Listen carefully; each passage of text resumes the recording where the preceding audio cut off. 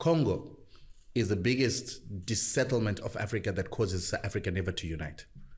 And Kagame is the reason why we've got the Congolese struggle. The DRC, my basic understanding is that it's the wealthiest country In Africa, on the continent from a mineral perspective. In the world, yeah. It's the wealthiest country in the world from a natural resources perspective. 100%. And you're saying Paul Kagame has a part to play in that? Yeah, people don't understand that we always hear about the Rwandan genocide. The Rwandan genocide was started by Paul Kagame.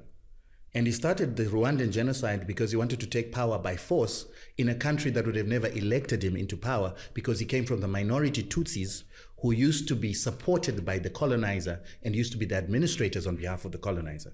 So for Paul Kagame to come back as a Tutsi to come and take power in Rwanda, he needed to do something. And what he did is he started the genocide.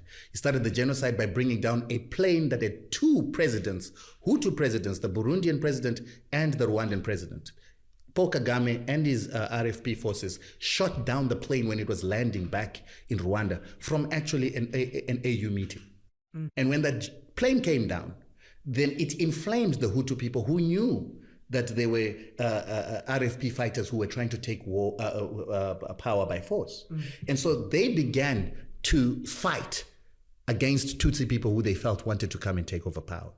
While they were doing that, Paul Kagame himself sent his forces to murder his own Tutsi people on a whole-scale level to make it look like a genocide, so that he could then have his forces come into Rwanda and take over power militarily under the guise of stopping a genocide against Tutsis. These are all things that are factual. Well documented. Jeez. It is actually something that the International Court of Justice wanted to persecute him for, and then the Americans covered up for him and the French covered up for him so that it wouldn't come out.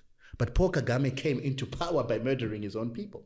Then when he did that, he then took Laurent Kabila, who was now living in Rwanda, to go and take over power from Mobutu Sese Seko. These are the leaders in the DRC. This was in the DRC. And the arrangement that he had with Mobutu is, once you're in power, you need to bring some of my own people into your system. Because if you look where they came from in Uganda, Museveni is Tutsi. And he is the one who trained, together with people like Paul Kagame, in Tanzania, together with our liberation fighters. And that's how Museveni becomes the president of Uganda as a Tutsi, and then he begins to assist Kagame, together with the Europeans, the Americans, to then create a force that is going to take power in Rwanda. And then they must take power in Rwanda, instill a Tutsi in Burundi, and instill a Tutsi in Congo.